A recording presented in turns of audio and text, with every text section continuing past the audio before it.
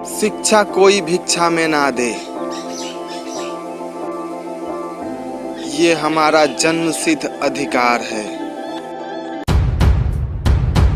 धिक्कार है ऐसे एजुकेशन सिस्टम पे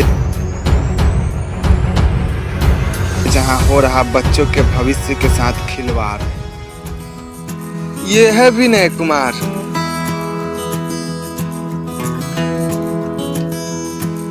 बहुत मेहनत के बाद इन्हें टीचर की नौकरी लगी है और आज इनका पहला दिन है।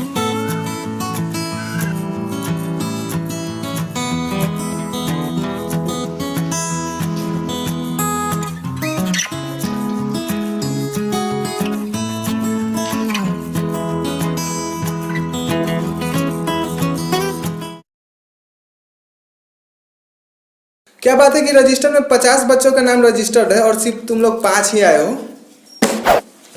सर जी आज सोमवार है, शुक्रवार को सब अंडा खा लिया। सर हाजिरी देखिए तो कितना पूरा है। हाजिरी देखकर क्या करेगा?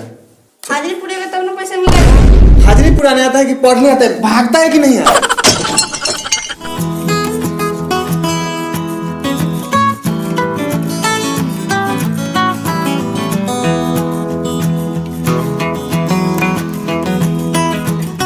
क्या बात है कि सिर्फ यही दिखा रहा है? तुम लोगों को कुछ नहीं आता क्या?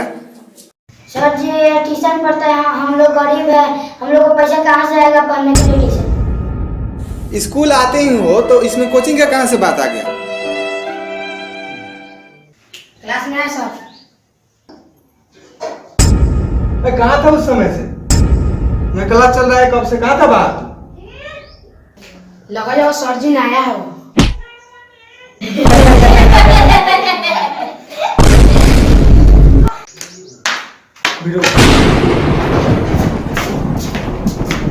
हाथ निकालो। सर जी 1 मिनट, सरकार का ऑर्डर है बच्चों सबको नहीं मारना। हमको कानून सिखाएगा, हमको कानून सिखाएगा। अपने घरों में जगह ये को मार पड़ दे। पकड़ दे आके। हम जाइलो स्कूल। स्कूल में बताइए कमा कौन करी? बिहान जी स्कूल रहे दादी बिहान जी स्कूल। पैसा मिले तो लगा। का पैसा मिले वाला हो? का पैसा मिले वाला हो? हां। चल चल चल हम चाहिए चल। अरे सर आप किन चक्कर में पड़ गए? मोबाइल में नेट पैक नहीं है तो हमसे वाईफाई ले लीजिए, बैठ के व्हाट्सएप फेसबुक यूज कीजिए। अरे देख रहे हैं सर, यहाँ पे पढ़ाई का किसी को परवाह ही नहीं। यहाँ पे पढ़ाई हो या ना हो कोई नहीं पूछता, बच्चा खाना खाता है घर भाग जाता है। और वो आ रहे हैं ना जो बच्चा लेकर के, देखिएगा वो क्या बोलेंगे। कामान माटा साहब बोलिए क्या बात है? कभी एकरा पैसा काहे नहीं खन दे? देखिए नियम है कि 75% से हाजिरी जिसका कम हो उस बच्चा को पैसा नहीं मिलता है। हाँ तब एक कि स्कूल भेज तो घरे के कमवा के करी। हम उ सब कुछो ना जानी, एकरा पैसा मिले के चाहिए कह दे। हाँ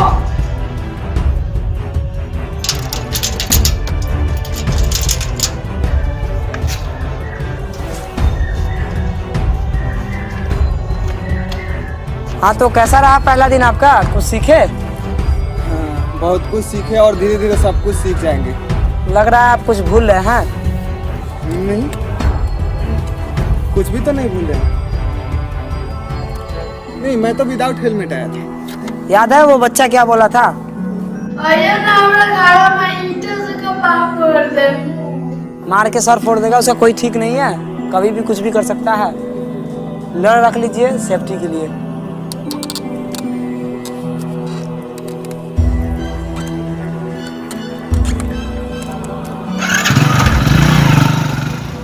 नमस्कार दोस्तों, मैं विनय कुमार। अभी तक जो आपने देखा वो ये सोचने पे मजबूर करती है कि वाकई फॉल्ट कहाँ पे है।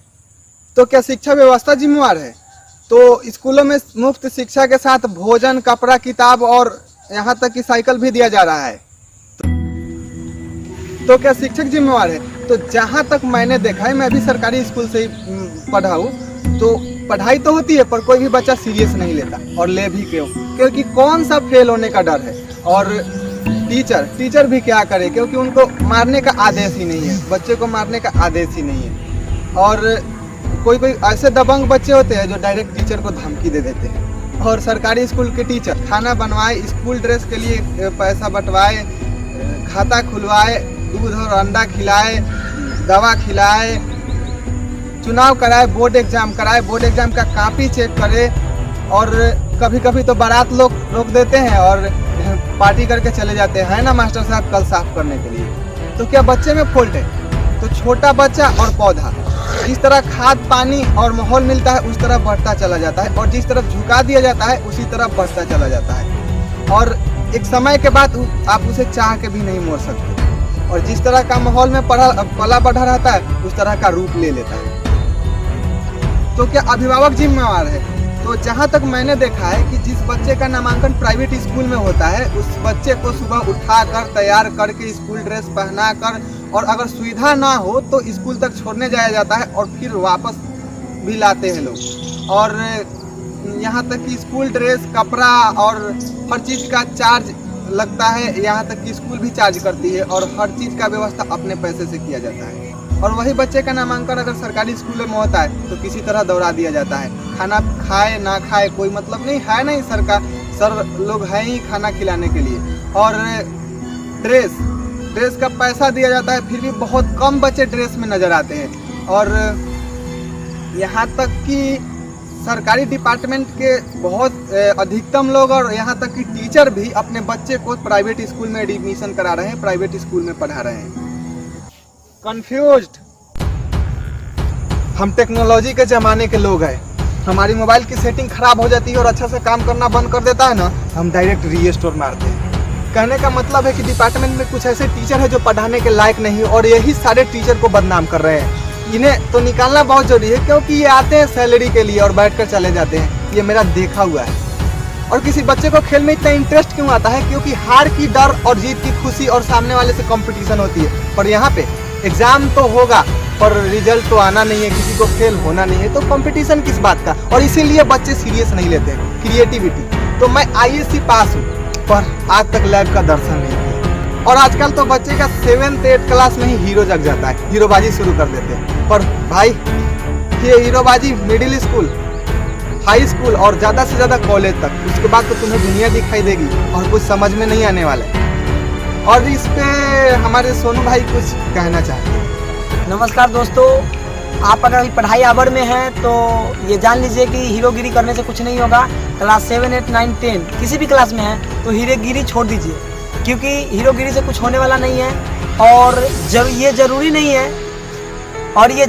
है कि ठोकर खाकर ही नॉलेज बढ़े।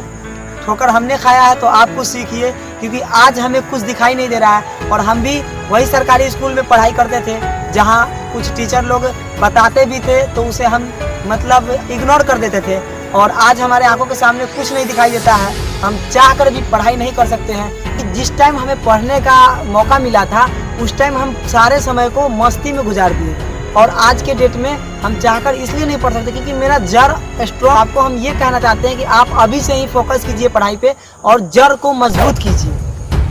क्या आप भी इस सिस्टम के मारे हैं? तो ये आपकी और हमारी बदकिस्मती थी, पर यही रहा तो ये हमारी लापरवाही होगी। कहते हैं आज के बच्चे कल के भविष्य है, पर इस भविष्य को राजनीति के चक्की में पीसा जा रहा है।